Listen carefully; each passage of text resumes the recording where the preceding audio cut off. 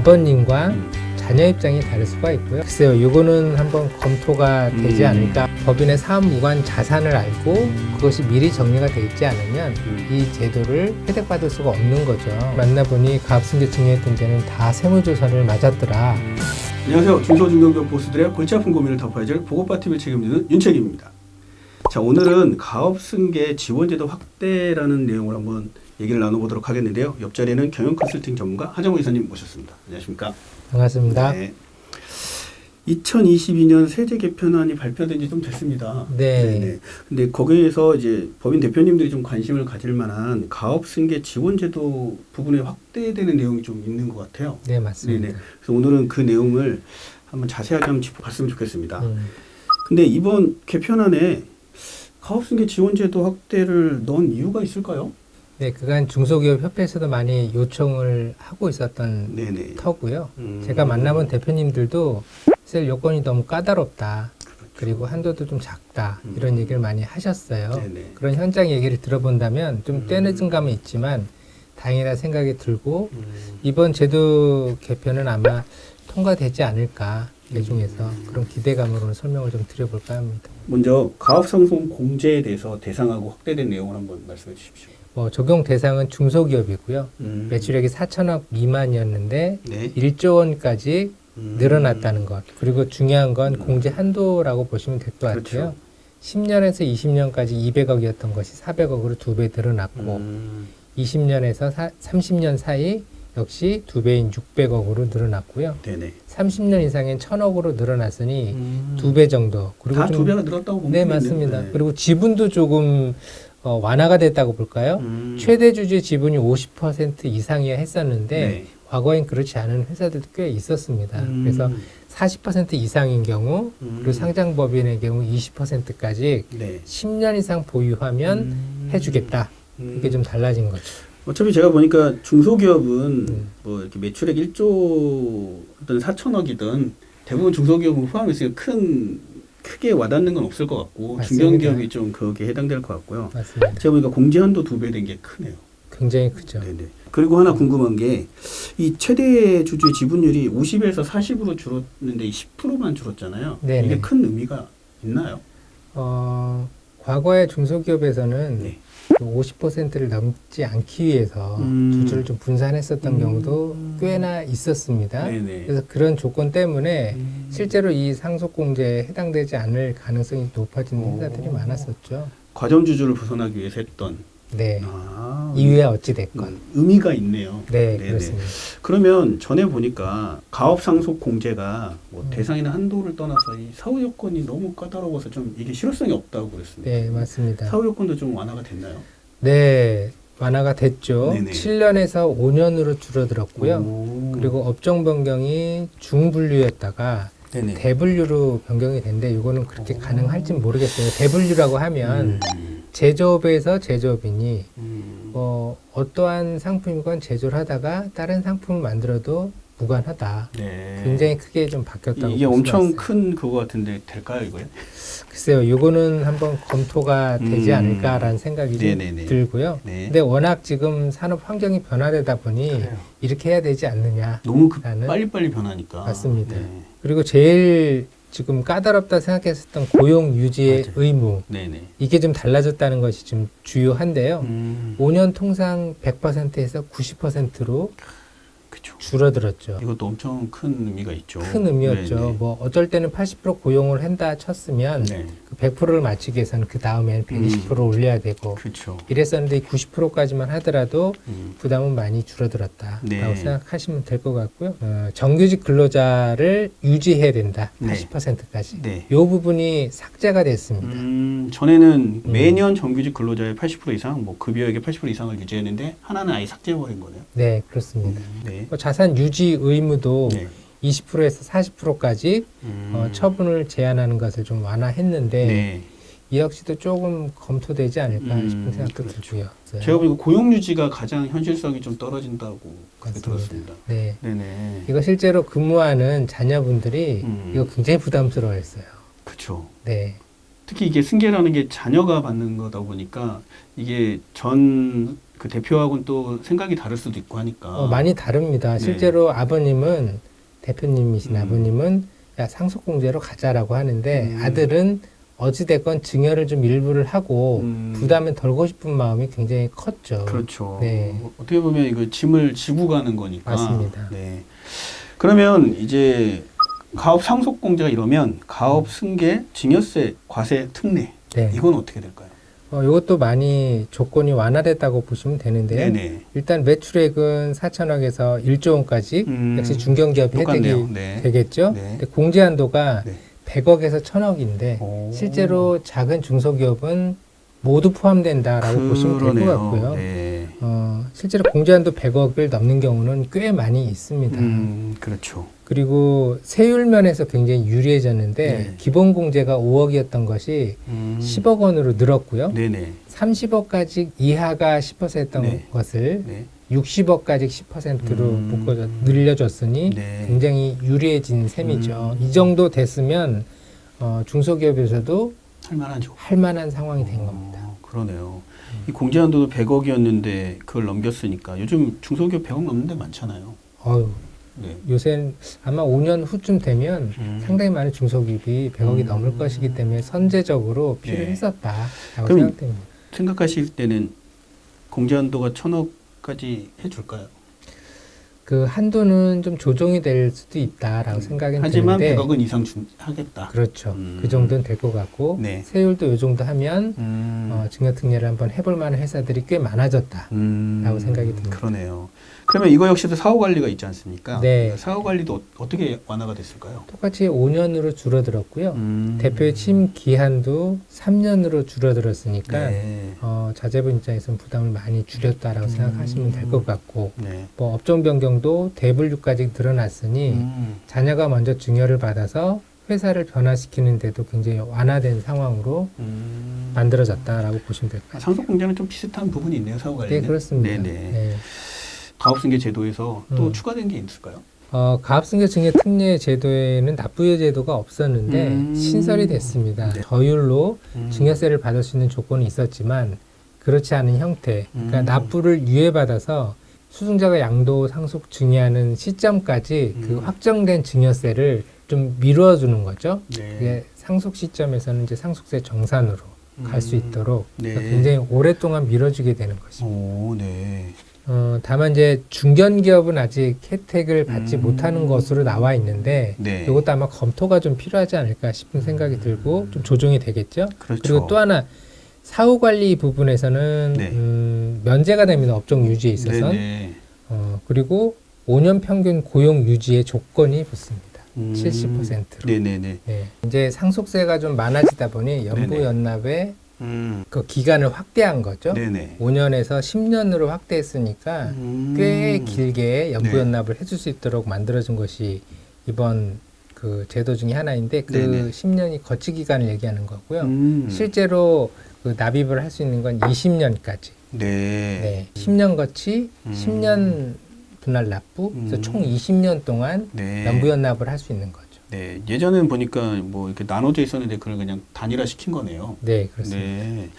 그러면 이렇게 음. 이게 그 가업승계 지원 제도가 확대되고 사후 요건도 완화됐는데 이 제도를 활용하는 데 있어서 좀 유의했으면 하는 그런 점이 있을까요? 네, 대표님들이 이 점은 꼭 알아야 되셔야 되는데 법인의 사업 무관 자산을 알고 그것이 미리 정리가 돼 있지 않으면 이 제도를 혜택받을 수가 없는 거죠.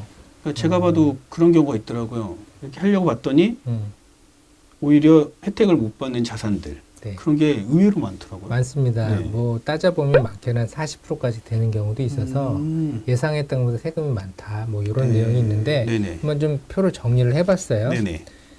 첫 번째는 비사업용 토지하고 건물. 그러니까 재산세나 종합 합산 과세대가 되고 있는 이런 부동산들은 네. 사업 무관 자산이라고 보시면 될 것 같고요. 네. 두 번째는 타인에게 임대한 부동산도 역시 사업 무관 자산입니다. 그래서 이건 미리 네. 증여 특례하기 전에 임대를 종료시키거나 그런 준비가 좀 필요할 것 같고요. 그리고 세 번째는 업무 무관 자산이라고 볼 수 있는데 네. 뭐 이거는 이제 무슨 공장이나 그런 형태 외에도 나대지가 토지로 좀 있지 않겠습니까? 네. 그런 것도 역시 사업 무관 자산으로 보기 때문에 그거에 대한 조치도 좀 필요할 것 같고요. 네. 빌려준 돈, 이제 음. 금전 소비대차 약정을 한 타인에게 대여한 대여금, 그러니까 가지금도 여기에 속하겠죠. 네네. 이 부분도 해결을 좀 봐야 됩니다. 그리고 또 하나는 현금이 너무 과다하게 보유됐을 때 이것도 주의해야 될 점인데요. 여기 보시면 상속개시일 직전 5개년 네. 말 평균 현금 보유액의 150%가 초과된 분에 대해서는 사무관 자산이라고 판단하고 있습니다. 현금이 너무 많으면 안 되는 거예요. 맞습니다. 그리고 법인의 영업 활동하고 관련이 없는 주식, 채권 이런 금융 상품들도 네. 미리 정리가 되어 있지 않으면 일반 과세로 적용이 되겠죠. 네. 네. 그러면 이 사업 무관 자산이 어떤 건지 알겠는데 이거를 처리하거나 정리할 때 유의사항이 있을까요? 말씀드린 대로 사무관 자산이 이렇게 준비되지 않게 실행을 하게 되면 네. 일반 증여를 받기 때문에 이 부분은 미리 좀 정리를 해야 되는데 특히 아까 말씀드린 대여금이나 자산을 매각하면 현금이 갑작스럽게 그렇죠. 더 쌓이게 되겠죠. 그럼 아까 말씀드린 대로 5년 동안 있었던 그 자산의 150%를 넘어가게 되는 수가 생기기 때문에 네. 미리 중장기적으로 좀 준비를 할 필요가 있습니다. 닥쳐서지 말고. 네, 그렇습니다. 그것이 첫 번째일 거고요. 네. 두 번째는 요새 이슈가 되는 부분인데 법인 영업 활동하고 직접적인 관련이 없는 보유 주식들. 네. 예를 들면 모 회사가 자회사의 지분을 경영권을 확보하기 위해서 갖고 있는 지분을 있을 수가 있잖아요. 지배를 하기 위해서 갖고 있는 그렇습니다. 네. 지분. 영향력을 행사하기 네, 위해서 네. 그런 자회사의 주식을 사업 무관 자산으로 네. 이렇게 포함시키는 경우가 있어요. 투자 목적으로 보고. 그렇습니다. 근데 또 한편으로는 이런 경우 있죠. 제조업의 경우 네. 너무 인건비가 비싸고 생산비가 많이 드니까 해외에다가 공장을 차리게 된 그렇죠. 그런 겁니다. 경우 많죠. 자회사를 네, 만들어서. 생산 활동을 하기 위해서. 네네. 그렇게 됐을 때 이거는 어떤 자산으로 보느냐라는 부분은 사실 좀 논란이 있고요. 네네. 대법원 판례에 의해서도 자회사의 지분이 모 회사의 영업 활동, 생산 활동에 직접적인 연관이 있다라고 판단되는 경우는 실제로 이해가 되죠. 사업무관 자산이 아니다. 그렇죠. 라고는 이거는 좀, 네, 생산을 위해서 하는 거니까. 그렇습니다. 네. 이건 한번 검토가 필요하기 때문에 면밀한 좀 준비가 좀 따르다 생각이 듭니다. 네. 사실 그 기업 상속공제가 이렇게 완화가 됐는데 가업승계 증여세 과세 특례가 할 필요가 있나요? 그런 말씀을 대표님도 많이 네네, 하세요. 네. 그런데 이거는 아버님과 자녀 입장이 다를 수가 있고요. 네. 또 하나는 증여특례와 상속공제를 함께 활용을 하면 훨씬 유리한 업종들도 상당히 많습니다. 실제로 대다수가 그렇게 활용하면 유리할 거로 판단이 돼서 네. 상속공제를 계속 언제까지 그게 30년이 될지 40년이 될지 모르는 변화되는 환경에 그냥 상속공제로 놔두는 것보단 여건이 완화되고 세금이 많이 줄어든 상황에선 두 가지 다 활용하는 걸 전 꼭 권해드리고 있습니다. 그러면 이게 증여세 과세 특례를 적용할 때 좀 유리한 경우가 있을까요? 네. 대체적으로는 진행을 하는 것이 좋다라고 판단은 하지만 그래도 상속공제 이전에 증여특례를 좀 활용하면 유리한 케이스가 있겠죠. 첫 번째는 업무무관 자산이 없다 하는 경우는 굉장히 유리하죠. 깔끔하게 그렇죠. 진행할 수가 있겠고요. 네네. 기업의 발전 가능성이 있어서 기업 가치가 점점 날로 커진다라고 생각되는 회사는 그러네요. 증여특례를 하는 그러네요. 그 시점에 맞춰서 증여를 해놓으면 그러네요. 자산이 동결되는 효과를 누릴 수 있습니다. 뭔가 커질 것 같으면 미리 증여세 과세 그렇습니다. 특례를 적용하는 것이 낫겠네요. 네, 맞습니다. 부동산이 많은 회사들은 앞으로 부동산 가치가 계속 늘어나겠죠. 그러네요. 그래서 그 묶어줄 필요는 사실 또 있습니다. 그래서 꼭 그런 거는 진행을 해두시는 것이 좋겠고요. 네. 부동산을 과다하게 보유한 회사는 네. 기업 가치를 낮추는 데도 한도가 있지 않습니까? 그래서 좀 진행을 해야 되는 부분. 네. 그리고 자녀가 지분이 하나도 없는데 자녀에게 증여를 해서 지분을 좀 넓힌 다음에 배당을 좀 해줘야 될 필요가 있다. 뭐 네. 증여세뿐만 아니라 그렇게 이익금을 많이 빼야 되는 경우는 배당할 계획이 있는 회사는 꼭 좀 진행을 하시는 거지 네. 늦지 않게 네네. 중요하다 생각합니다. 아, 네. 그러면 제가 듣다 보니까 이 가업승계 이게 증여세 과세 특례 이런 걸 진행하다 보면 음. 세무조사를 받는다 뭐 이런 얘기가 있더라고요. 네, 저도 최근에 네. 안산에 있는 큰 축구장 2개 크기만한 공장을 가지고 있는 대표님이랑 말씀을 나누다가 네. 주변에 그 대표들을 만나보니 가압승계 증여했던 데는 다 세무조사를 맞았더라 라고 얘기를 하시는데 엄밀하게 말하면 세무조사가 아니고요. 네. 이렇게 저율과세로 국세청 입장에서는 세금을 낮춰준다면 네. 무엇이 필요할까요? 확인을 해봐야 그쵸, 되겠죠. 확인해야죠. 그래서 좀 어설프게 평가가 됐거나 사업 무관 자산에 대한 명확한 제시가 없는 채로 진행됐다면 이건 어떻게 되는지 다시 한번 자료를 주십시오라고 하는 소명에 대한 절차가 있습니다. 네.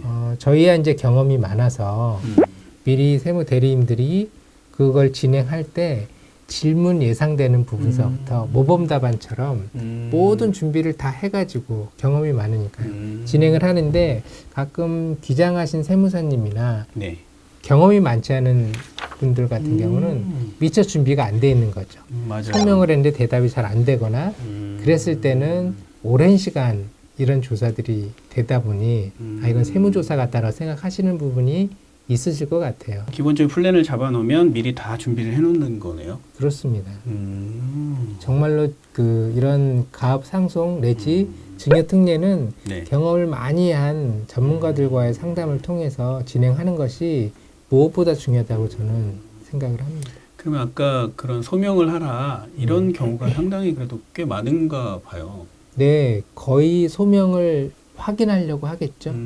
이게 정확한 것이냐. 네. 실제로 담당하시는 조사관도 자기의 책임이기 때문에 이 부분을 혜택을 주기 위한 분명한 확인이 필요하기 때문입니다. 네. 이번에 세제 개편안이 통과를 해서 그 가압승계를 고려하시는 법인 대표님들의 활용도가 좀 훨씬 높아졌으면 좋겠습니다. 네, 제발 좀 그렇게 됐으면 좋겠습니다. 그러면 훨씬 진행을 하시려고 하시는 분들이 많겠죠?